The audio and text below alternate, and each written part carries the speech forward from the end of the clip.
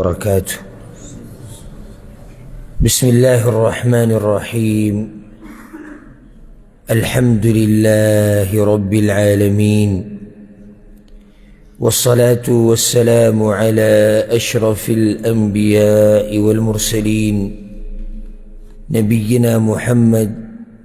وعلى آله وصحبه أجمعين. أما بعد،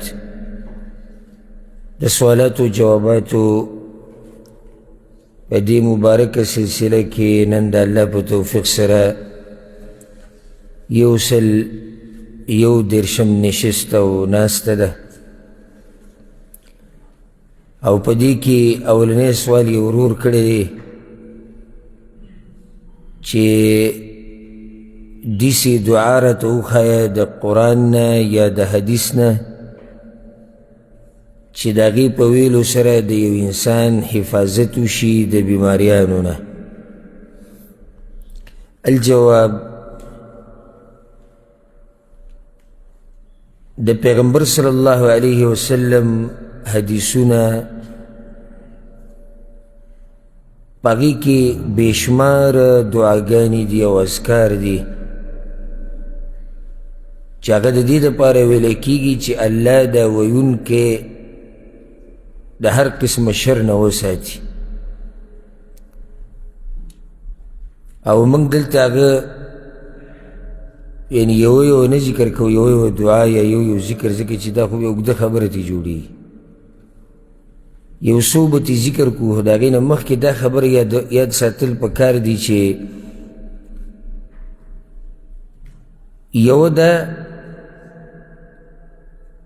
چه منگا دا دی دین غافل شیویو پنن سبا وقت که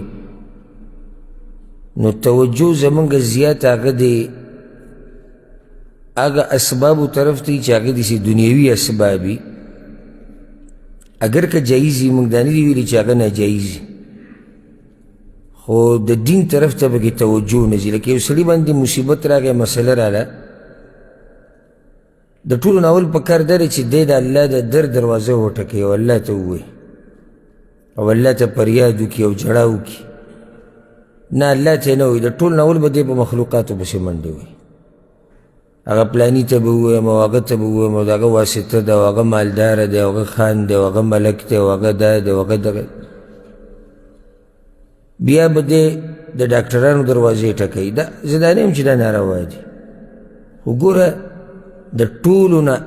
اول خبره یا اولنی خبره چی دا مسلمان پا ذہن کی رازی دا مصیبت پا وقت کیا قد دا چی آگا چا سر رابطه مضبوطه کی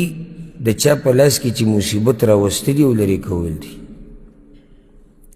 دا آگا سر رابطه مضبوطه کی کت پا زرگاو ڈاکٹرانو پسی ہو گرزے کنا او پا بچایانو پسی لارشی او پا مالدارانو پسی لارشی او پا خانانو ملکانانو پسی لارشی او دمرا پسی ہو گرزے چی دا پیزار دی وصولی گی او سوری شی ستا مسئلہ دا آگا وقت پوری نحل کی گی چی سو پوری عرش والنی بختری. نو دا آگا اللہ سر رابطہ مضبوطہ ساتت که نور اسباب لٹھیم سی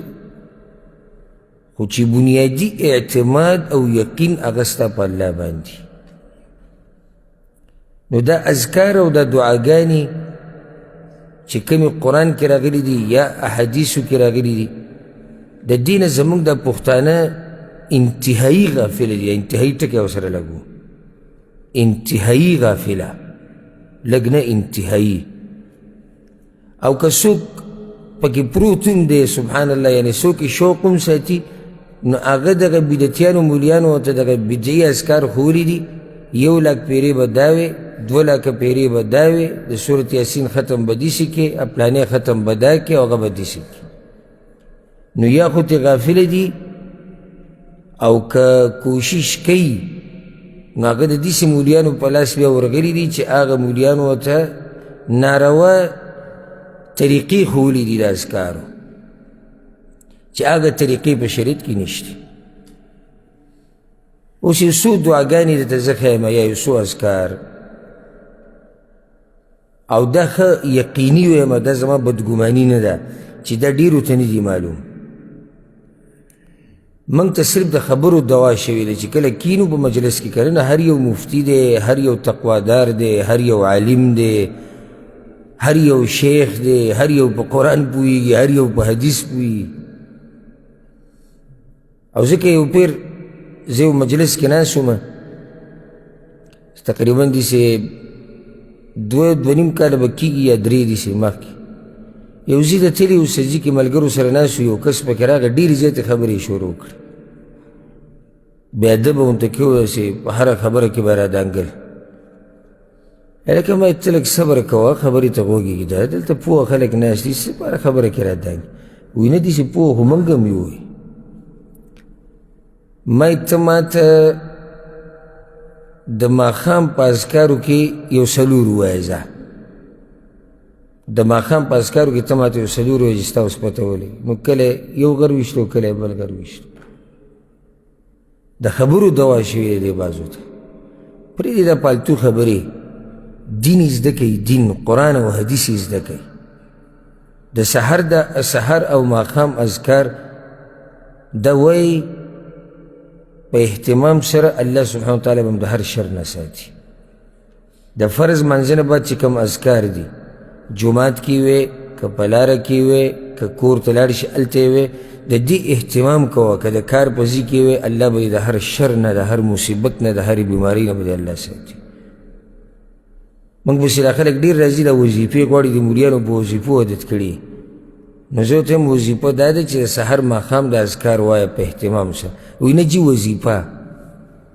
نزو تیم دا آغا وزیفا دا چه دا نبوی دا پیغمبر صلی اللہ علیہ وسلم خولی دا اس پا آغا دعاگانو کی او پا آغا اذکارو کی یو ذکر داده دا عثمان بن عفان رضی اللہ عنہ روایت تے وی پیغمبر صلی اللہ علیہ وسلم وی چه چا دا وی بسم اللہ الذي لا يضر مع اسمه شيء في الأرض ولا في السماء وهو السميع العليم چه دری پیری چا دووی سحر نو دما خام پوری با پد باندی اچانک مصیبت نرازی او چا چه ما خاموی د سحر پوری با اللہ د مصیبت نساتی ضرور دا سوال کیوی دیسی ذکر و دعا چه اللہ دا غید اللہ سما دا بیماریانو و مصیبتون و ساتیون دا یو ذکر دی سلی بسم الله الذي لا يضر مع اسمه شيء في الأرض ولا في السماء وهو السميع العليم سو پیری سٹیم سحر و ماخام یو حدیث کی دیسی رازی امام ترمیزی چی کم روڑے بائی کی دائی دی وی ہر بندے چی سحر او ماخام دا ذکر ویم دقا ذکر بسم الله الذي لا يضر مع اسمه شيء في الأرض ولا في السماء وهو السميع العليم دری پیری وی سحر او ماخام هیچ شے بدل نقصان نور کئی هیچ شے بدل نقصان نور کئی دو معروف ذکر چلے دا ابو حریرہ رضی اللہ عنہ روایت تے پر صحیح مسلم کی یو کس راگے دا پیغمبر صلی اللہ علیہ وسلم خوالا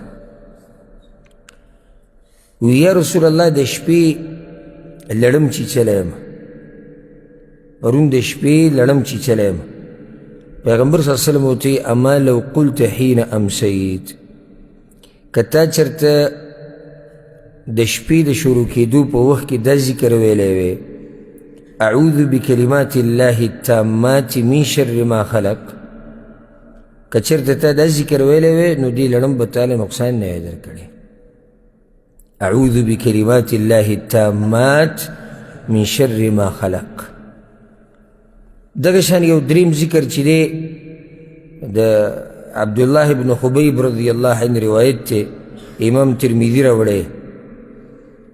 اگوی چی یو پیر منگا دا شپی ہوتو خود دیسی شپو چی سم باران وریدو تکتو رتیاراو پا پیغمبر صلی اللہ علیہ وسلم بسی گرزیدو چی آگا یعنی رائشی زمان دا پارا منزو کی وی منگا ومندو وی چی اصلیتو منزو مکو وی ما سوى نوی وی بے ما توی چی وایا وی ما ایسو نوی وی بیر توی چی قل وایا وی ما ایسو نوی وی بیر توی چی وایا وی ما توی چی یا رسول اللہ ما اقول سوى ما وی ما ته وی چې وایا قل هو الله احد والمعوذتين حين تمسي وحين تصبح 3 مرات تكفيك من كل شيء. قل هو الله احد وایا، قل اعوذ برب الفلق، قل اعوذ برب الناس. دا 3 سورتونه سحر 3 پیری وایا، ماښام 3 پیری وایا. د هر شي نه ستا دپاره کافي دي، الله به ستا حفاظت کوي. یو دا ذکر دی چې سړی وایي نو الله یې د بیماریانو نه، د مصیبتونو نه او سختو نه ساتي. عبدالله بن عمر رضی الله عنهما روایت ته امام ابو داود امام ابن ماجه راوړی، وی پیغمبر صلی الله علیه وسلم سحر او ماښام چرته دا دعا نه ده پرېښودي، هغه دا ده: اللهم إني أسألك العافية في الدنيا والآخرة، اللهم إني أسألك العفو والعافية في ديني ودنياي وأهلي ومالي، اللهم استر عوراتي وآمن روعاتي، اللهم احفظني من بين يدي ومن خلفي وعن يميني وعن شمالي ومن فوقي، وأعوذ بعظمتك أن أغتال من تحتي. دا دعا چې څوک وایي سحر او ماښام، رب العالمین د هر شر نه په امان کې ساتي. دغه شان عبدالله بن عمر روایت دام دی په صحیح مسلم کې، پیغمبر صلی الله علیه وسلم به دا دعا ډېره غوښته: اللهم إني أعوذ بك من زوال نعمتك وتحول عافيتك وفجاءة نقمتك وجميع سخطك. دا دعا چې څوک وایي الله یې د هر شر نه ساتي. شپږمه به ذکر کو، اخرنۍ ما تاسو ته چې موږ د دعاګانې نه راجمع کوو، خاص یو څو ته ذکر کوو مشهورې. او دا حدیث امام ابو داود امام احمد راوړی دی. انس ابن مالک وایي پیغمبر صلی الله علیه وسلم به دا دعا غوښته: اللهم إني أعوذ بك من البرص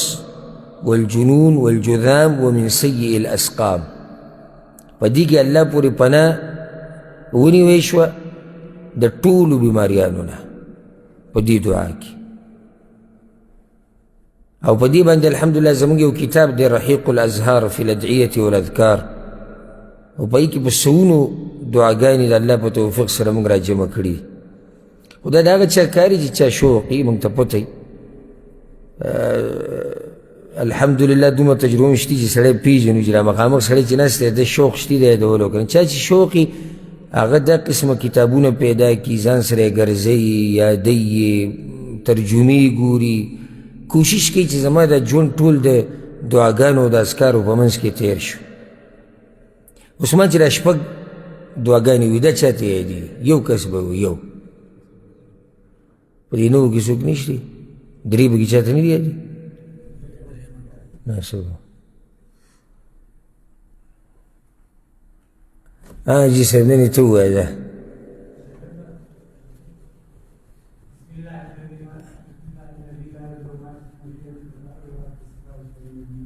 بسم الله الذي لا يضر مع اسمه شيء في الأرض ولا في السماء وهو السميع العليم. دا يوشو. أعوذ بكلمات الله التامات من شر ما خلق. آخرني 3 سورتنا دا 3 شو. اللهم إني أسألك العافية في الدنيا والآخرة، اللهم إني أسألك العفو والعافية في ديني ودنياي وأهلي ومالي، اللهم استر عوراتي وأمن روعاتي، اللهم احفظني من بين يدي ومن خلفي وعن يميني وعن شمالي ومن فوقي، وأعوذ بعظمتك أن أغتال من تحتي. سپینځه شوې، څلور شو، 2 پاتې شوې. قال ثاني اللهم إني أعوذ بك من البرص والجنون والجذام ومن سيء الأسقام. یو پاتې شو، چته ده یو. اللهم إني أعوذ بك من زوال نعمتك وتحول عافيتك وفجاءة نقمتك وجميع سخطك. بارك الله فيك.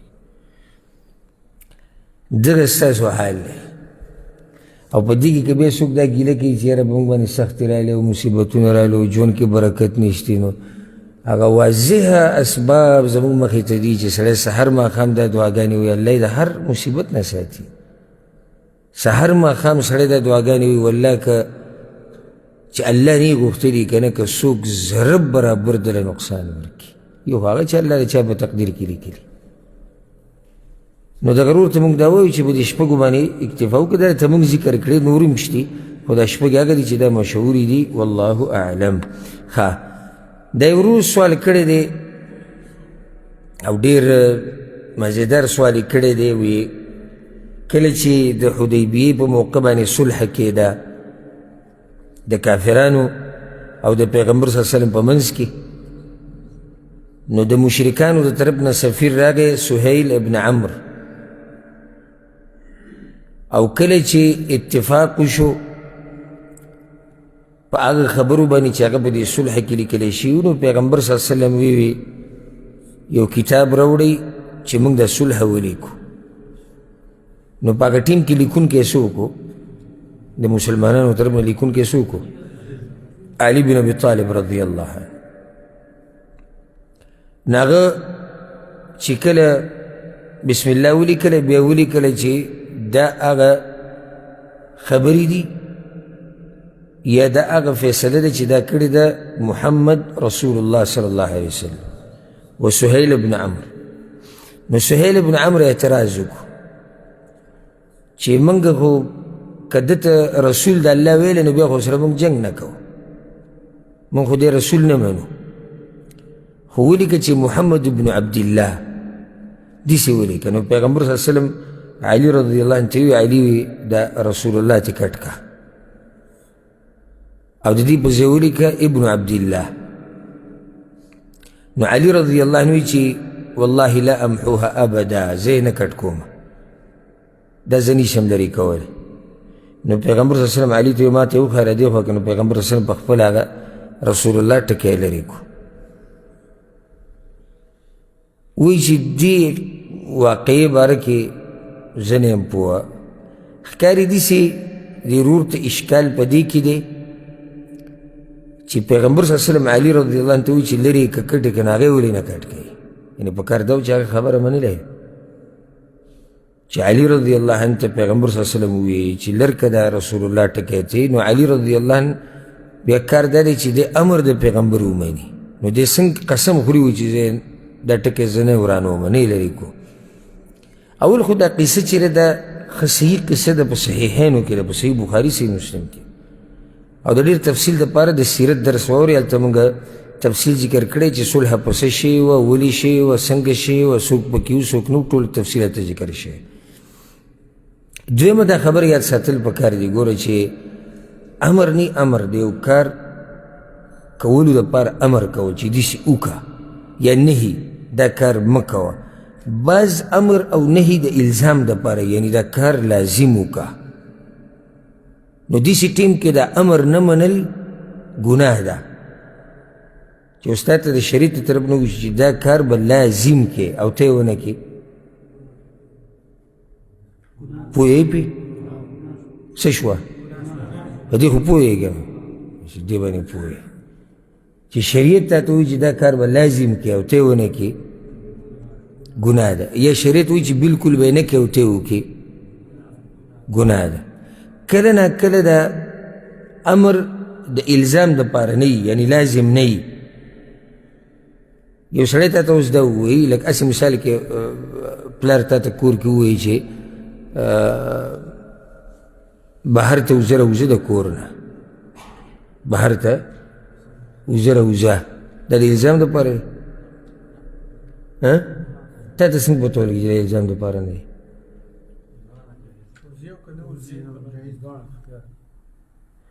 نه دلته خو د جایز او غیر جایز د شریعت خبره نه خو ستا پلار تا ته ووایي چې ته وزه راوځه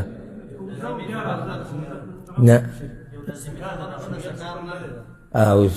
انسان یعنی په خپله چې عقل استعمال کړي دې نتیجې ته رسېدی شي چې د امر چې ماته کېږي دا لازمي دی او که غیر لازمي دی.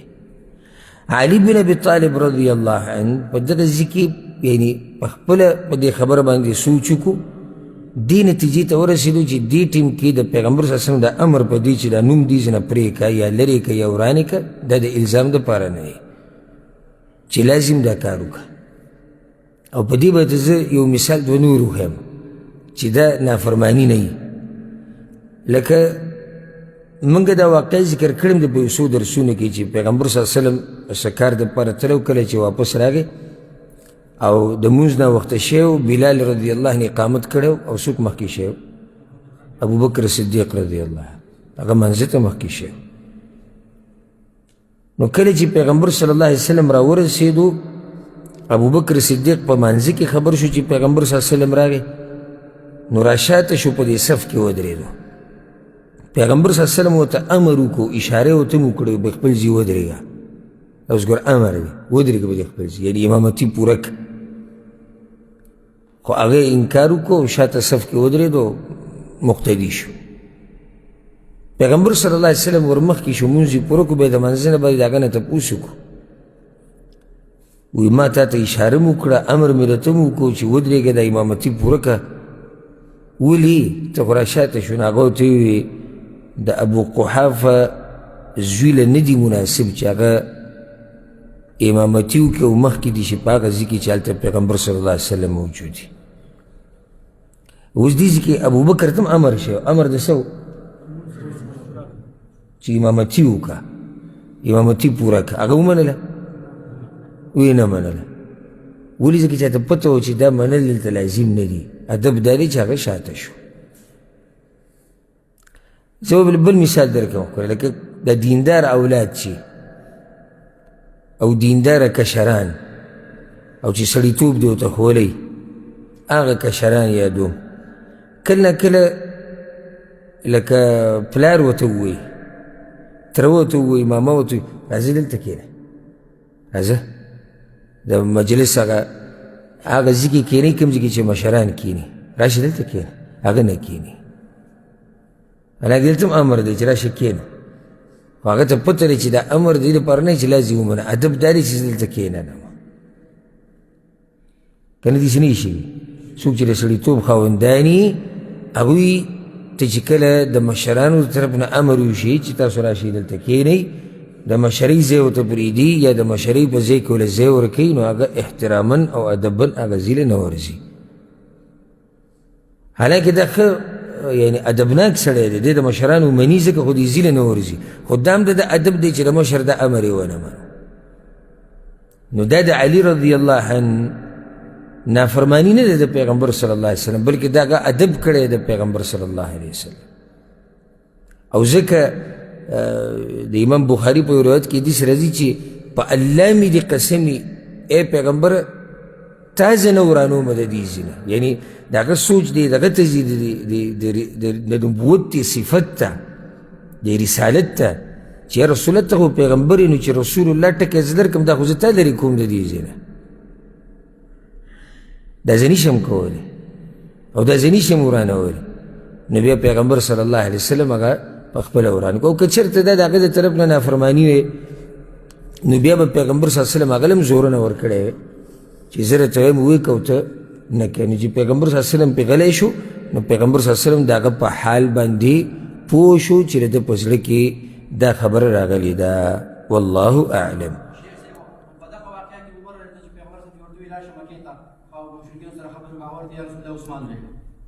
عثمان ولیږم دغه واقع کې مخکې بیا دغه دي د صلح په دې واقع کې او دا هم لکه په ښکلي دغه کې ذکر دا دغه راغی چې امر چا ته وشو چې لاړ شه عمر ته وشو هغه وایي څوک ولیږه عثمان رضی الله عنه ولیږه نو لازم نه دی چې امر به راځي او مخامخ سړي ونه منو ته پې د بېادبۍ ټاپه ور واچي یا ته پې د نافرمانۍ ټاپه ولګې لازم نه دی بلکې ته به دې امر ته ګوري چې دا امر څنګه دی او څنګه نه دی دا بیا د شریعت په رڼا کې معلومیږي او چې کله انسان خپل عقل استعمال کړي او د عقل خاوني نو هغه معلومولی شي چې دا امر د څه دپاره دی بارک الله فیک دا یې ورو سوال کړی دی چې آیا د توبې ویستو سره غسل او چاردام لازم دی لکه اوس یو سړی توبه ویسته غواړي او دی بلازم او دس کوي یا به چاردام کوي الجواب هر انسان چې د هغه خطاکار او ګناهګار دی او حدیث کې دا راځي امام ترمذي امام ابن ماجه راوړی مشهور حدیث دی چې خیر الخطائین التوابون د آدم ټول بچي خطاکار دي او غوره خطاکار کم یو دي چې هغوی به توبه وباسي او الله سبحانه وتعالی په خپلو بندگانو باندې لازم کړي ده دا خبره چې دوی توبه وباسي رجوع وکړي الله ته یا ایها الذین آمنوا توبوا الی الله توبة نصوحا ای ایمان والو واپس شئ الله ته ځای په ځای الله سبحانه وتعالی توبې دعوت ورکړی خو یو ځکې هم په قرآن او حدیث کې دا نشتی چې څوک توبه ویسته غواړي نو هغه به چاردام کوي یا به غسل کوي دا یو ځکې هم نه دي راغلي د توبې دپاره اودس کول غسل کول دا شرط نه دی توبه ویستلی کېږي که دا سړی اودسې روغ وي او که اودسې ماتي او که اودسې داسې ماتي چې په ده باندې غسل لازم وي بیا هم توبه صحیح ده او که پې چاردم لازم شوی بیا هم توبه صحیح ده د توبې دپاره مشهور شرطونه دي چې هغه معلوم دي علماو وخت په وخت بیان کړي هم دي لکه په کې ټول ناول چې د توبه کې اخلاص وي توبه ولې وباسي د الله د رضا دپاره دویم شرط د توبې دپاره دا دی چې د ګناه به پرېږدي کومه ګناه چې د ګناه به پرېږدي دریم شرط دا دی په تېر شوي وخت باندې به پښیمانه یې چې تېر شوی وخت را ذکر کوې او ته غمجنه کېږي دریم شرط دا دی چې په ښه اراده چې دی به بیا دې ګناه ته نه واپس کېږي څو شو څلور پنځم شرط دا دی چې توبه په هغه وخت کې ویسته په کوم وخت کې چې توبه قبلیږي هغه عام وخت د ټولو خلکو دپاره د هغه وخته پورې دی چې نور د مغرب نه راوخیږي او د هر انسان خاص د توبې وخت د هغه وخته پورې دی چې څو پورې د روح مرۍ ته نه رارسېدلي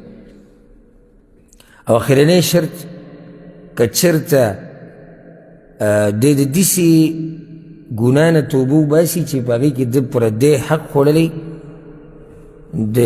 انسانانو حقوق وي نو دا حقوق به ورسره واپس ورکوي دا څو شرطونه شو شپږ دا شرط پکې نشتی چې دی به اودس کوي یا به دی چاردام کوي یا به دی غسل کوي دا د دې لپاره نشتی والله اعلم دا ورو سوال کړی دی چې یو مولوي صاحب دا حدیث بیانو چې دا به صحیح او که نه هغه حدیث وی معنی دا ده چې چا د ښځې سره واده وکړو د نسب دپاره نو الله دې د ده نسب نه ډېروي او چې چا د ښځې سره مال واده وکړو د مال دپاره نو الله دې د مال نه ډېروي او چا چې د ښځې سره واده وکړو د عزت دپاره نو الله دې د عزت نه ډېروي او چا چې د ښځې سره واده وکړو د عورت او د سترګې د حفاظت دپاره نو الله دې د هغه په دې رشته کې برکت واچي نو دا حدیث مولوي صاحب بیانو په بیان کې چې دا شتي او که نه الجواب زه بار دا خبره کومه او اکثر دا عوام وی حدیث تاسو هم بیانوي حدیث هغه هم بیان کو اوس دې مولوي صاحب هم حدیث بیان کړی هر بیانونکی عالم نه هر بیانونکی پوه نه هر بیانونکی تقوادار نه هر بیانونکی په هر خبره کې صحیح نه د هر بیانونکی حدیث لازم نه چې هر یو حدیث په دې خبر باندې عوام کله پوهېږي په دې باندې خو علما پوهېږي دا بعض چې کله عوام موږ سره کښېني وایي زمونږ مولوي صاحب دی دومره تکړه نو چې موږ ته تپوس وکړو تا ته چا ویلي چې دا تکړه ته به څه پوهېږي عالم تکړه دی که نه دی تکړه په ده څوک پوهېږي په ده عالم پوهېږي ته په څه پوهېږي خو د جمعې خطبه ستا په مخ کې وکړې او ګنټه مزېداره تا وله صفتونه شروع کړو تکړه دی او دغه دی او تلاوت کوي او اواز یې خوږ دی نور ته څه نه خبرې په دې عالم پوهېږي نو داسې علما به هم ډېر ویني چې هغوی په منبر باندې دا یره د الله نه هغوی نه وي چې دا موږ چې دا حدیث وي دا پیغمبر صلی الله علیه وسلم ته نسبت د دې صحیح دی او که نه دی خو نه بس خپل بیان کې د مالګې او مسالې دپاره چې د بیان مزیدار شي که پکې منګړت روایات وي که د بزرګانو دروغو قصې وکړه او که هر څه وکړه هېڅ یری د الله نه نشته نن راته یو کس یو بیان راولېږو د یو مولوي صاحب چې ډېر مشهور مولا تېر شوی دی مړ نو چا ورته ټلیفون کړی دی چې پېښور ته تللی وم او هلته مې پېښور ته تللی وم او هلته یو جومات کې مې لمونځ کوو هغه جومات کې خلکو د رکوع سره رکوع نه چې راپاسې دې کې اشارې وی کولې رفع الیدین یادول نو هغوی ما له دعوت راکړو اوس دا ګوره غټ عالم دی یعنی څوک دی او اشارې کولې او بیا ما ته خلکو ووایي چې څه هم دا کوه نو ما ورته دا ووایي دا اوس دی د مولوي صاحب ته وایي ما ورته دا وایي چې دې قصو نه خو موږ نه یو خبر چې دا شتي او که نه شتي د دې نه موږ نه یو خبر او زموږ په چارسده کې خو نه کېږي دا رفع الیدین زموږ په چارسده کې نه کېږي نو چې دا خبره به زما څنګه او په دې ما پوه که هغه ورته وایي ګوره لنډ وي دا د دغه خلکو مذهب جدا دی او تا ورته ښه صحیح خبره کړې ده چې چارسده کې نشتي یعنی رفع الیدین ولې نشتي چارسده کې نشتي دلیل ته ګوره یعنی معیار چې دا کار شتي که نشتي دا به کوم ځای ګورې چارسدې ته ځکه هلته څه کېدو به صحیح او که هلته نه کېدو به غلط حیران مې شي یعنی زم چې دا علما الله له به څه جواب ورکوي موږ چې والله دې بیان ته کینو د هغې نه مخکې بس خبرې د بیانولو نه خو د ضرورت راشي یا فایده پکې دا دعا او دا سوال کو الله ته چې الله د خولې نه هغه څه ونه باسي چې هغه د شریعت خلاف وي او دا ویم زه په خپله دعا کې درځم یا الله که چېرته زما د لاسه داسې وخت راشي چې زما د لاسه خلکو ته فتنه جوړېږي او د خلکو دین ګډوډ کېږي نو یا الله په حقه ورځ مې د دنیا نه واخلې ځکه چې که زه چېرته د دنیا نه داسې لاړ شم بغیر د دغه بوج اخیستو نه نو دا زما دپاره غوره ده د دې نه چې زه الله ته مخامخ شم او الله ماته تپوس وکړي چې تا خلکو ته یو خبره بیان کړې وه بیا دې په ما راتپلې وه یا دې په پیغمبر تپلې وه دا ولې زه به د هغې څه جواب ورکړو اوس یو عمي ته ته دا وایې چې تا دا خبره ورته صحیح کړې ده چې چارسده کې نشته نه ته د عمي پوه که چې ولې د رفع الیدین نشتي که ته دا ثابتول غواړې چې نشتي نو خو صحیح خو ورته ثابته کړې که نه چې نشتي د الله نه یره پکار ده اوس دا مولوي صاحب چې دا حدیث بیان کړی دی بس په منبر بیان کړی او ته خبر خو دې نه دی او دا د نن سبا اکثرو مقررینو حال دی بلکې بعض د سلفیانو کې مو اوس داسې دا نوي نوي هلکان چې را پیدا شوي دي او دا نوی نوی شوق او جذبې دوم د حدیث تحقیق محقیق ورته نه معلوم خو بس بیانوي چې بس بیان چلیږي نو دې کې ډېر احتیاط پکار دی ډېر احتیاط پکار دی په الله باندې دروغ جوړول په پیغمبر باندې دروغ جوړول د حدیث څه وړه خبره نه لکه ته چې په عام چا باندې دروغ جوړې اوس دا حدیث چې دی د دې رور چې ذکر کړی دا امام طبراني راوړی دی په خپل کتاب الاوسط کې او امام ابن حبان هم راوړی دی په المجروحین کې هغه روایت داسې دی چې انس ابن مالک وایي ما د پیغمبر صلی الله علیه وسلم نه اورېدلي من تزوج امرأة لعزها لم يزده الله إلا ذلا څوک چې د یوې ښځې سره واده وکړي ولې ځکه چې دا ښځه عزتمنه وي نو دی څه غواړي عزت غواړي الله به دا سړی ذلیله کوي ومن تزوجها لمالها لم يزده الله إلا فقرا او که چا چېرته د یوې ښځې سره واده وکړو دې دپاره چې مال ورسره دی الله به د غریبي ډېره کړي او که چا چېرته د یوې ښځې سره واده وکړو د حسب او د نسب د لاسه نو الله سبحانه وتعالی به دې ښه سپک کړي او دا نسب به وله ختم کړي. او وی که چېرته چا د ښځې سره واده وکړو د دې دپاره لیغض بصره او لیحسن فرجه، د دې دپاره چې د خپل عورت حفاظت وکړي او د سترګو حفاظت وکړي، بارک الله له فیها وبارک لها فیه، نو الله به په دې سړي کې هم برکت واچي، په دې ښځه کې به هم برکت واچي. اصل کې دا روایت چې کوم راغلی دی هغه داسې دی، دا رور چې تپوس کوي، خو دا روایت سندن چې دی دا کمزوری دی. د دې په سند کې یو راوي دی عبدالسلام ابن عبدالقدوس، او دا هغه راوي دی چې د محدثینو په تله کې دی کمزوری دی، متروک دی، نو دا حدیث سندن کمزوری دی. او ځکه شیخ البانی رحمه الله په سلسلة الضعیفه کې د حدیث ته ضعیف جدا ویلی دی، انتهایی کمزوری روایت دی. پاتې شوه دا خبره، دا واضحه ده، دې کې خو شک نشتی چې څوک واده کوي د دې دپاره چې زه د خپل عورت حفاظت وکړم او د خپلو سترګو حفاظت وکړم، رب العالمین دله اجر ورکوي، په دې کې هېڅ شک نشتی. دا ښه واضحه خبره ده. بلکې حدیث کې دا راځي، او دا کم ځوانان چې دلته ناست یا زما دا خبرې اوري یا مایني او ودونه یې نه کړي، د هغوی دپاره دا حدیث خاص دی. امام ترمذي دا حدیث راوړی دی، ابو هريره رضی الله عنه وی ثلاثة حق على الله عونهم، درې قسمه خلک دي الله په ځان لازم کړي ده چې دوی مرسته وکړي. درې قسمه خلک دي چې الله په ځان لازم کړي ده چې دوی مرسته وکړي. المجاهد فی سبیل الله، د الله په لار کې جهاد کوونکی، او دویم هغه مکاتب الذي یرید الاداء، هغه غلام، هغه مری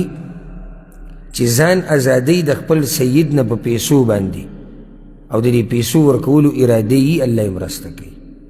او دریم الناکح الذي یرید العفاف، هغه نکاح کوونکی چې د حرامو نه د ځان ساتلو دپاره نکاح کوي،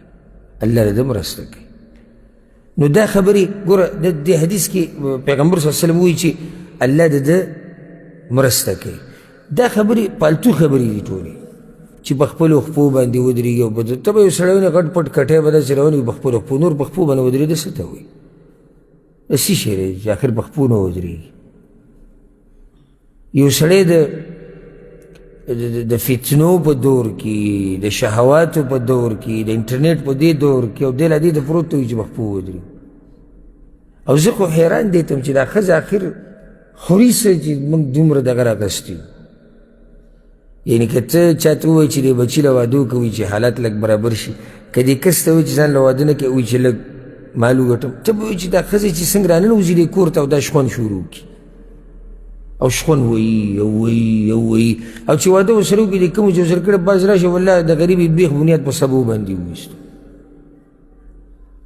په سبو یې ولې بیخ بنیاد وویستو، او د هغې نه مخکې به وایي یاره وایي چې سړی سره څه پیسې خو وي که نه، دا زمانه هم چې سړي سره څه نه څه پیسې، خو څومره چې دا نکاح پې وشي، چې تا ته دا پته وي چې او سبا له زه دا جنۍ راولم کور ته، دا ښځه راولم، نو زه د رزق دپاره منډه وهلی شم، بس دې ته اسباب وایي. او دا چې زما کمپني کولی وشي او زه کروڑپتی شم او زه لکپتی شم او یو بل کور ورسره جوړ کړم او یو 4 کمرې نورې جوړې کړم او ورسره ګاډی والم او ورسره دا وکړم او دا وکړم، نو بیا پرېوځه بیا ډډه ولګوم. د نن سبا دا وخت نه دی، په دې کې هغه سړی چې هغه د 50-60 کالو دی، هغه له په ځان باندې یره پکار ده. یعنې د فتنې باره کې ویم چې دا انټرنیټ، دا موبایل د دنیا ګوټ ګوټ ته رسېدلی دی، هغه بوډا هم په ځان باندې غریب یېرېږي، ځکه چې شیطان خو حریص دی، په وینه کې په بدن کې داسې ګرځي لکه څنګه چې په رګونو کې د وینه ګرځي. او عمر بن خطاب وایي، ګوره عمر بن خطاب وایي چې زه په یو بنده کمره کې، دا د هغه تقوا ده، دا خبرې به د هغوی د تقوا نه کولې، وایي چې زه یو بنده کمره کې د یوې تورې بدرنګې وینځې سره کښېنم، بیا هم یېرېږم د فتنې نه. او دا عمر بن خطاب دی، وایي چې یو بنده کمره کې د یو تورې بدرنګې وینځې سره کښېنم، بیا هم د فتنې نه یېرېږم، ځکه چې هلته پیغمبر صلی الله علیه وسلم حدیث کې ویلي دي چې لویه فتنه چې زما نه بعد به پاتې کېږي په دې امت کې، او دا امت د هلاکت یو لوی سبب وي هغه فتنه د څه ده؟ فتنه د زنانو ده. او یو سړي ډډه لګولي او خپه په خپه باندې اچولي او حالات لږ برابر شي او لږ په خپو باندې ودرېږو او پلار یې وایي د بعضو دا پلاران څه وایي دا ډېر ښه سړی دی غږ نه کوي د هغه په زړه پورې ولاړ وي دی غږ نه کوي د ځان نه به داسې کله نه کله یعنې یو نیم سړی که تعبیر زما لږ سخي خفه نه شي خو یو نیم سړي د ځان نه په زور قمقل جوړ کړی لکه مثال کې زه په خپل ځان دا ووایم زما زوی اوس لوی شي او ځوان شي د ځواني په ما راغلې ده نو چې ما ته پته وي چې د ده اوس دې ټیم کې څه سوچ دی څه فکر دی راشه د دې نه مخکې دی هغه ما ته نه وایي ابه حیا د لاسه نه وایي د ادب د لاسه به نه وایي احترام د لاسه به نه وایي خو د ځواني خو ما تېره کړې ده که ما ته پته دی چې ځواني څنګه راشه دله واده وکړه دا پیغله جنۍ په کور کې ناسته ده مور له پکار دی چې سوچ وکړي چې له جنۍ په کور کې ناسته ولي دا واده کول غواړي او دا بېدیني نه ده ګورې لکه بعض زموږ پښتانه مشران څه وایي وایي د پلاني هغه زوی وایي دومره کلک سترګې او بېادبه دی وایي واده یې وغوښتو نه دا بېادبي نه ده دا کلک سترګې نه دا خو فطرت دی د انسانانو یعنی د سړي فطرت څه دی چې دی مایله کېږي چا ته ښځې ته او ښځه مایله کېږي چا ته سړي ته دا خو فطرت دی ژوند داسې روان دی نو ته څه وایې چې ستا دا زوی به کور کې پروت او 13 کاله او 15 کاله او دغه وخته پورې او 15 او 40 او دی به څه نه وي دا به ښه سړی د الله نه یېرېده پکار دي نن سبا دا دور چې دی د فتنو دور دی او یېرېدل پکار دي ګوره حدیث کې راځي ابو ما یو کتاب باندې الحمدلله ما کار روان کړی دی انشاءالله نږدې ورځو کې به چاپ هم شي تکحیل العینین ببیان حقوق الزوجین د ښځې او خاوند حقوق ابولز په هغې کې ما څه لیکل کول ناسو نو شپې نو دغه حدیث ته مې سوچ کوو چې پیغمبر صلی الله علیه وسلم یو زنانه ولیده په لاره باندې تېرېده نو بیا راغی کور ته د خپلې بیبي سره میلاو شو د زینب رضی الله عنها سره د هغې سره یې کوروالی وکړو او بیا یې دا وی دا زنانه چې را روانئ نو دا یو فتنه ده لکه یو شیطان چې راځي تاله دعوت درکوي ته چې په لار روان یې که نه زنانه دې مخې له راځي دا فتنه ده که نه چې واپس ځین فتنه ده نو که چېرته تاسو کې د چا په زړه کې څه راشي څنګه څه راشي یعنې ته په لاره تېرېږي او مخې له څوک راله زنانه زړه کې څه رالو شهوت راوچت شو نو که چېرته تاسو کې د چا په زړه کې څه راشي نو کور ته دې راشي او د خپلې ښځې سره دې شهوت پوره کړي کور ته دې راشي شهوت دې پوره کړي نو په زړه کې چې څه و هغه به څه شي هغه ختم شي ښه نو اوس د یو سړي طریقې نشتي حلاله طریقه نشتي نو څه به کوي چې حلاله نشتي څه به کوي په حرامو به نه ورځي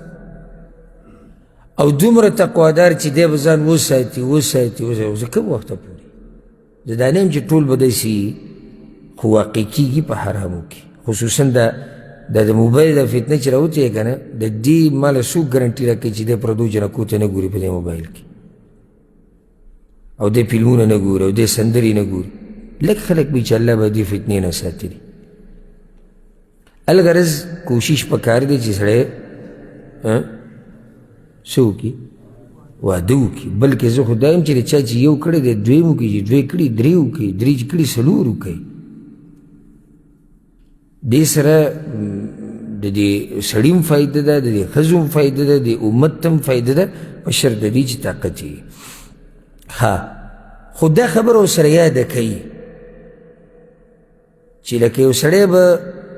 واده دې دپاره کوي چې دی د عورت او د سترګو حفاظت وکړي الله وله په دې اجر ورکوي او دی به ترجیح دین له ورکوي خو دا حدیث خو کمزوری دی که دا صحیح وي بیا خو خبره ختمه وه چې څوک ښځه د ښایست دپاره کوي دته خیري دی او چې څوک یې د مال دپاره کوي دی به غریب کېږي خو داسې حدیث نشتی بلکې دا یاده کوي دا خبره چې دې کې هېڅ حرج نشتی چې سړی په ښځه پسې ګرځي په جنۍ پسې ګرځي او د ښایست تپوس یې کوي دې کې هېڅ حرج نشتی شریعت ته نه یې منع کړی ها تا ته شریعت صرف دومره ویلي دي چې دین له ترجیح ورکه دین له ترجیح ورکه په مال باندې، په نسب باندې او په ښایست باندې. تا ته دا نه دي ویلي چې یعنی د هغې د مال تپوس کول حرام دي یا د ښایست تپوس کول حرام دي یا د نسب نه، دا خو نه دي ویلي. بلکې کله نا کله ګورئ د سترګو او د عورت حفاظت په دې کېږي چې سړی ښایسته ښځه وکړي. لکه کله داسې هم کېږي یو سړی دی ښځه واده کړه او هغه ښځه بدرنګه وه، د ده ورسره طبیعت ونه لګېد، دی څه کوي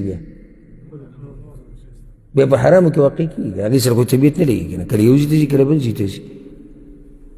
نو کله نا کله ګورئ داسې هم کېږي. نو شریعت موږ منع کړي نه یو چې تاسو د ښځې د ښایست تپوس مه کوئ او د نسب نه، د نسب تپوس د نسب هم اثري. ته اوس لاره کوڅه کې چې څوک ده راځه واده کوی، ولې لاړ شه تپوس وکړه خاندان هم څه دی، نسب هم څه دی، اصل هم څه دی، تاریخ هم څه دی، چې موږ ته پته ولګېږي چې دې ښځې نه به زما بچي کېږي، دا به یې تربیت کوي، راځه کور ته راولم څوک. خو دومره دی چې شریعت وایي چې ترجیح څه له ورکه، دین له ورکه. والله اعلم. ها دا یو ورو سوال کړی دی چې زه یو ځوان هلک یم د 28 کالو او یو جنۍ مې غوښتلې ده، اوله کې د هغې مور پلار انکار کو چې دا نه در کوو ځکه چې ته ستا ځای زموږ د ځای نه لرې دی. بیا وي د هغې نه بعد هغوی ومنله ما سره دا خبره، خو هغه جنۍ پکې دا شرط وتړو چې کله یې غوښته چې واده به 3 کاله بعد کېږي، واده به 3 کاله بعد کېږي ځکه چې دا ځای لرې دی. نو واده به 3 کاله بعد کېږي. نو اوس شریعت دې باره کې څه وایي؟ دا واده لیټ کول روا دي؟ او خصوصا دا چې وي زه په ځان باندې یېرېږم چې زه به په فتنو کې واقع شم. الجواب ګوره اصل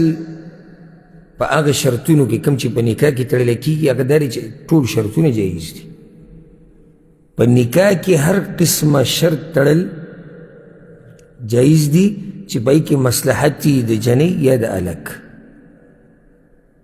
حدیث کې دا راځي، امام ابو داود امام ترمذي راوړی، پیغمبر صلی الله علیه وسلم وایي المسلمون علی شروطهم، مسلمانان به په خپلو شرطونو باندې مضبوط ولاړي چې څه دي ووایي هغه دې ووایي. بیا نو اصل دا دی چې هر قسمه شرط یې شي چې تر څو یو دلیل نه یې راغلی چې دا شرط ناروا دی، د هغه وخته پورې دا جایز دی. او چې شرط وتړلی شو د هغې به خیال ساتلی کېږي. الله وایي یا ایها الذین آمنوا اوفوا بالعقود، ای ایمان والو د عهدونو د لوزونو د شرطونو به خیال ساتئ. نو که چېرته په نکاح کې شرط لیکلی کېږي هغه به جایز وي. اصل دا دی په بیه کې چې هر قسمه شرط دی هغه به جایز وي الا هغه شرط چې هغه د شریعت خلاف وي. بس هر شرط یو روایت کې داسې راځي هر هغه شرط د هغې منل به لازمي چې کله ولیکلی شي په عقد کې، که هغه د هر شي عقد وي، سوای د هغه شرط نه چې هغه حلال حراموي او حرام حلالوي. نو یو خو دا بنیادي مسله یاده کړي. اوس دې جنۍ چې دا شرط تړلی دی دا جایز دی که نه جایز؟ جایز دی. څه حلال یې پکې حرام کړي او حرام یې پکې حلال کړي؟ نه، دا شرط څه دی؟ صحیح دی. دې ځوان شیر ورسره په هغه ټیم کې دا شرط منلی دی، ګرمه کې دی ځکه چې جنۍ مو وغوښته. اکثر داسې کېږي جنۍ وغواړي هغه ورته وایي دا خو غواړي خو بیا به دې له ګوره 15 تولې سرم کړي، 15 تولې نه وي 20 به ځکه چې دا خو ګرم دی که نه، لکه اول پیر دا وایي جنۍ وغوښتل، چې جنۍ وغوښتل به ګوره صحیح هغه ورته کور به له ګوره جدا علي دا ګوره شرط چې وتړلی شي مني کور به ګوره د دې جدایي ستا د مور پلار سره به نه اوسېږي. وی بلکل کور یې په ما شو او دی په ما او دغه په ما او بیا وروسته ګرځي مولوي صاحب او شیخ صاحب او مفتي صاحب او دا څنګه او دا به دوی ولې ناروا کار نه کوي، دا به جایز وي دوی له بیا په هغوی باندې داسې دغه کوي، دا دوی له جایز دی. نو ته په هغه ټایم کې ودې وي کله چې دا شرطونه تړل. دی جنی چې په دې هلک دا شرط یې ښودلی چې 3 کاله بعد به واده یي دا د شریعت خلاف خو نه دا خو صحیح شرط دی هغې به خپل څه عذر ته کتلي خپل څه کار ته به یې کتلي هغوی به خپلو څه حالاتو ته کتلي کیدای شي د هغوی طاقت نه وي د هغوی وس نه وي او ویلې وي 3 کاله بعد به واده یي دا ښه صحیح شرط دی اوس دی وایي چې وایي دا واده وی لیټ کول جایز دی نو دا تپوس چې ده په هغه ټیم کې دی چې عالم نه کړی وی کوم ټیم کې چې نکاح تړلی چې آیا دا شرط دا ښځه ږدي دا به جایز وي اوس دی ده تپوس کوي چې دا به جایز وي او که نه اوس یو څو صورتونه دي یو اولنی کار خو په ده دا دی اولنی صورت دا دی چې دی به دا شرط چې څه هغوی سره لیکلي دي دا به پوره کوي بس غلی کښېنه او ذکر و اذکار کوه روجې نیسه او صبر کوه دویمه طریقه دا ده چې دی لاړ شي او د هغوی مشرانو سره خبره وکړي خپل مشران ولیږي او کینې او بس دی 3 کاله ډېر دي او دا ځوانان دي او په فتنه کې پرېنوځي په دې طریقې سره درېمه دا ده دویمه که درېمه بلکل نه کېږي او دی وایي چې زه یریږم چې زه په فتنو کې واقع شم او دی یریږي په ځان باندې یقینا نو بیا دغه بله لار ده چې دی بله جنې وغواړي دا په شریعت کې ناروا نه ده اگر که د پښتو معاشره زه د پښتو د معاشرې خبره نه کوم زه د شریعت خبره کوم یو سړی په ځان یریږي چې زه په فتنه کې واقع کېږم او نور د الله نافرمانیانې رانه کېږي او دی خبر کې هغه کور والا او هغوی ته ووایم او مشران هم ولیږي هغوی بیا منخطي دي چې نه موږ به جنې به 2 کاله بعد درځي او 3 کاله بعد به درځي نو دا دوی غلط کار کوي بیا پکار دا دی چې خبره دومره اوږدول نه دي پکار لنډې کوي اسانې کوي نو که دې ټیم کې د هلک بیا ځان له بل واده کوي نو په دې کې څه حرج نشتي دا یو ورور سوال کړی دی چې د طواف په دوران کې به کومه دعا ویلی کېږي د پیغمبر صلی الله علیه وسلم نه د طواف په دوران کې د هر طواف دپاره خاص اذکار او دعاګانې دا نه نقل او دا کوم کتابونه چې خرڅېږي خصوصا د پښتو کې اردو کې او په دې ګاډو کې چې پراته وي په دې میقات کې او د ملک نه چې راځي هلته هم خرڅوي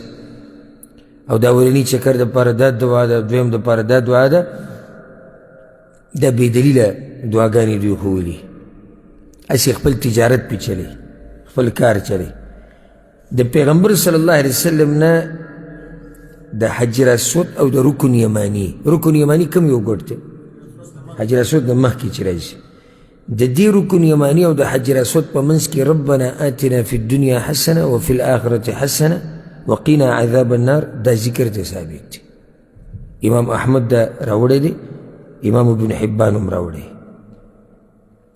او بیا چې دی حجر اسود سره تیریږي نو څه وی الله اکبر وی یا بسم الله الله اکبر وی دم ثابت دی د دین علاوه یو ذکر هم نه ثابت معنی دا نه دی چې ذکر به نه کوې موږ وایو یعنی محدود خاص ذکر ښه نو کې به څه چې کم ذکر کولی شي کوه که د قرآن تلاوت کوې قرآن تلاوت وکړه او چې کومه دعا غواړې د دنیا او د آخرت خیر غواړې او په دې خپله ژبه کې غواړې مشکل دا دی د بعضو که خیال هم کړی د عجم چې د بهر نه راشي په حرم کې به تاسو لیدلی کتابونه راغستي او دا چغې به وي اللهم آتنا شت یو هم په دوی کې نه پوهېږي چې د دې څه وایي یو په هم نه دی پوه چې د دې څه وایي ځکه شیخ العلامه الفقیه ابن عثیمین رحمه الله هغه یو ځای کې دا خبره لیکلې ده وایي زه طواف کې وم او یو کس کتاب راغستی دعاګانو کتاب دی به دعاګانې وایي نو ویلي کېږي چې اللهم انی اعوذ بک من الخبث والخبائث او دا خو او د سماعت ځي ته ننوتو ذکر دی اوس وایي دی په دې نه دی پوه خو کتاب کې لیکلي دي نو څومره قیمتي ځای دی او دته دا پته نه شي چې دی څه وایي پښتو کې ځان له ښایسته دعاګانې وغواړه خپل پلار له دعاګانې وغواړه خپلې مور له وغواړه خپلو بچو له وغواړه ځان له وغواړه د امت دپاره دعاګانې وغواړه د قرآن تلاوت پکې هم کولی شي اذکار هم ویلی شي الله یادوه او د خبرو نه او د ګپ شپ نه پکې ځان لرې ساته نن سبا خو لایو ویډیوګانې راوتي دي یاره زه دې بعضو کسانو ته وګورم که نه لکه چې ویډیو میډیو چا وګورم ورب الکعب په ما ونیزیک شي په ما یعنې اوس زه مړ مې که خو دا کار زمانه نه کېږي الحمدلله چې زه اوس د کعبې سره روان یم لکه دې طرف ته کعبه د الله کور دی او ما داسې موبایل نیولی ها دا موږ روان یو دا پلانې دی او د دې کور والا چې څوک دی د هغه نه حیا نه ترېږي د دې کور هغه مالک اچا خواله چې راغلی د هغه نه د شرمېږي نه ته دې ویډیوګانو له راغلی ها اوس یو سړی دی یو عالم دی یو مسله بیانوي چې دا کعبه ده دا حجر اسود دی دې د ښکلولو طریقه دا مقام ابراهیم دی دلته دا دی دلته دا جدا خبره شو یا یو عالم دی په حرم کې درس دی او د کعبې سره خوا کې ناست دی درس کې بیان کې نه عوامو ته څه ضرورت دی عوامو ته څه ضرورت دی چې دی او بیا به ځان داسې کړی چې لکه زه نه یم خبر ته به داسې غټ وزیر اعظم دی چې خلکو دته ویډیوګانې نیولي دي دی زموږ نه کمقلان جوړ کړي دي لکه عام سړی دی ښځه ورته هم واښه نه اچوي کور کې ښځې هم پسې کې نه شمال دی چې به روان موبایل به ځان ته داسې نیولی لکه دا اوس تا ته چای نیولی ته څوک دومره غټ سړی اوس یو مشهور عالم دی روان دی چا ته پټه ویډیو وکړه یا حکومت کې غټ سړی دی چا ته پټه ویډیو وکړه په امت کې څه غټه عهدې داسې چل دی چا ته موږ منو اوس دله چا ویډیو وکړه چې دی ځان یې ننګاره کړی بیا پې ځان ننګاره کوې سره خو بیا ورته ښه صفا ګوره چې زه لېږیا یم ولې زموږ عقل دومره بند شوی دی عقل خو زموږ کار کوي نو د دعاګانو ټیم پکې نشتي که نه هلته به لایف به هم چلی که نه دعاګانو ټیم خو تلی هغه جړاګانې چې به وي هغه سجدې به وي د کعبې په خوا کې د خلکو هغه زاریانې به وي د کعبې دا غلاف به یې نیولی او د کعبې دا دیوال به خلکو نیولی او دا جړاګانې به وي اوس هغه اکثره قصه بدله شوې ده په دغه کې په ویډیوګانو کې فیسبوک کې چې راشي او د بیا صفا مروه کې جدا تصویر دی او د زمزم سره بیا جدا دی او د پیغمبر صلی الله علیه وسلم د قبر سره بیا جدا دی لکه ما د یو کس ویډیو کته ما وکته هغه د پیغمبر صلی الله علیه وسلم د روضې له او د قبر له چې راورسي نو دغه ټیم کې ځان ته د موبایل نیولی دی وایي دغه شاته دا وایي د پیغمبر صلی الله علیه وسلم یعنې ما دا سوچ کوو خپل ذهني دا تجربه دا د هر مؤمن حال دی هلته چې سړی لاړ شي په الله ته قسم وخورم په سړي باندې یو بل شان ایماني کیفیت راشي د ادب او د احترام د لاسه سړی غلی ودرېږي دغه ځای کې او سوچ دې خبرې ته لاړ شي چې یو څومره غټه هستي دلته د خاورو لاندې پرته ده هغه انسان چې زموږ دپاره دا سختې تېرې کړي دي زموږ دپاره دا کړي هغه دلته دی په خوا کې ورسره ابوبکر صدیق رضی الله عنه بیا عمر رضی الله عنه دا زه په کوم جومات کې ولاړ یم دې جومات کې د صحابه کرامو سره هغه واقعه راغلې وه هغه راغلې وه هغه ابوبکر چې راغی هغه بلال چې راغی هغه پلانې چې راغی په دې هر څه کې یو سړی دې ته فارغه کېږي چې دې موبایل راولي او لایو ویډیو کوي چې زه دلته ولاړ یم سم خیال دی نه بیا به نورو ځایونو کې نورې ویډیوګانې خبره مې دا کوله چې د طواف کې څه پکار دي چې کومه دعا درځي الا کوم ځای کې ثابته دعا رکن یمانی او د حجر اسود منځ کې ربنا آتنا دعا ویل دې نه لو چې کومه دعا ویلی شي هغه ووایه د خبرو نه پکې پرهیز کوه ضروري خبرې هېڅ خبره نه د موبایل د استعمال نه پرهیز او پالتو کته را کته یو ځای ته بل ځای ته ګڼه ډېره ده او رش ډېر ده او دا بلډینګ یې ښکلی جوړ کړو دا کار ډېر مزېدار روان دی ته ګپ شپ له نه تلی ته د الله د کور زیارت له تلی نو د هغه کور قدر کوه او د هغه چا خواله چې تلی د کوم رب خواله چې تلی د هغه تعظیم چې ستا په زړه کې ښه دا یو ورو سوال کړی دی وایي زه په منځه باندې ودرېدم نو د دعا استفتاح رانه هېره شوه او دعا استفتاح څه ته وایي دعا استفتاح څه ته منځي کې وایي تاسو سبحانک اللهم وایي که دعا استفتاح دغې ته وایي دا مونځ چې پې شروع کېږي یو سړی دی وایي منځه ته ننوتم دعا استفتاح رانه هېره شوه سوره فاتحه مې شروع کړه بیا مې وی دعا استفتاح شروع کړه نو زما دا مونځ به صحیح او که نه ځکه چې هلته موږ دا مسله اورېدلې چې یو سړي نه اولنۍ قاعده هېره شي اولنۍ قاعده هغه لنډه قاعده هغه چې هېره شي او ډېره پاسېده نو بیا به نه واپس کېږي الجواب دا قانون یاد ساتي زه درته قانون ښیم هر څه به ته اسان شي چې په مانځه کې دنه واجب او سنت پاتې شو مانځه کې دنه واجب او سنت پاتې شو او ته په هغې پسې چې کوم رکن دی په هغې کې ولګېدې نو بیا به واپس نه راځي نه هغه واجب کار ته او نه هغه سنت ته نو اوس یو سړی دی هغه مانځه کې ورننوتو او دعا استفتاح ته یېره شوه او د مانځه په رکن کې ورننوتو چې هغه څه شی دی سوره فاتحه نو دی به اوس واپس دی دعا استفتاح له نه راځي بس وشو که چېرته دی واپس راغی لکه څنګه چې دا رور وایي نو مونځ یې نه باطلېږي مونځ یې صحیح دی ولې ځکه چې د مانځه په هیئت کې خو فرق نه دی راغلی یعنی د مانځه هیئت چې ظاهره کې څه دی په هغې کې فرق خو نه دی راغلی ښه دا رور وایي چې یو سړی چې د لنډې قاعدې نه پاسي نو بیا دی واپس نشي تللی چې کله دی تلاوت شروع کړي او دلته ما تلاوت شروع کړه او بیا لاړم واپس څه دعا استفتاح له موږ ورته وایو دا قیاس غلط دی ځکه چې د لنډې قاعدې نه پاسېده دا فعل دی دا قول نه دی لنډه قاعده چې تا یېره کړه نو دا څه شی دی تا د مانځه هیئت بدل کو که نه قشان دی ته د دویم رکعت نه پاسې دی ډایرکټ څه ته دریم ته لنډه قاعده منځ کې نشتی تا هیئت ته مانځه بدل کو هر چې دعا استفتاح ته پرېښوده او تا سوره فاتحه شروع کړه د مانځه هیئت بدل شوی نه دی بدل شوی نو دغه خبره افعالو پورې په کارونو پورې خاص ته په اقوالو پورې نه ده نو د دې ورور دا مونځ چې دی الحمدلله دا ښه برابر دی د ورور سوال کړی دی چې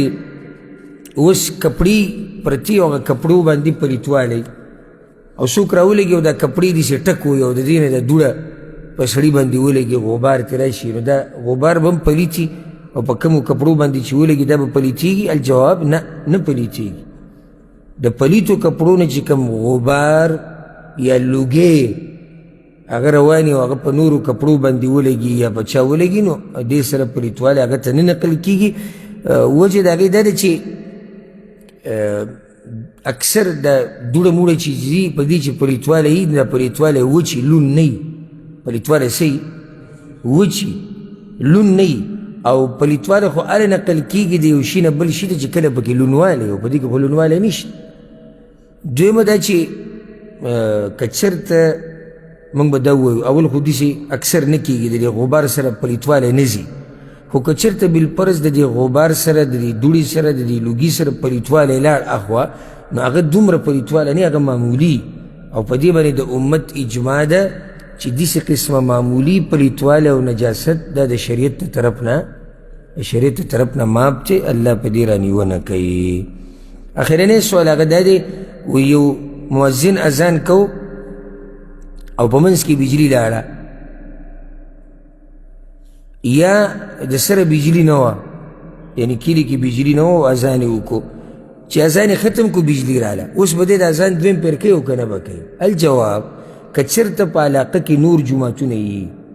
او هغې کې اذان شوی او خلکو اورېدلی نو بیا خو ضرورت نشته چې مقصد اعلان کول دی د دې چې وخت داخل شو هغه شوی دی او که چېرته په علاقه کې بل جومات نه صرف دغه یو جومات او خلک هم د دې جومات د اذان په انتظار او په هغې کې بجلي نه وه او اذان پکې یو پیر شوی ده او بجلي راغله نو بیا دې اذان وکړي چې هغه مقصد د اذان چې کوم دی چې هغه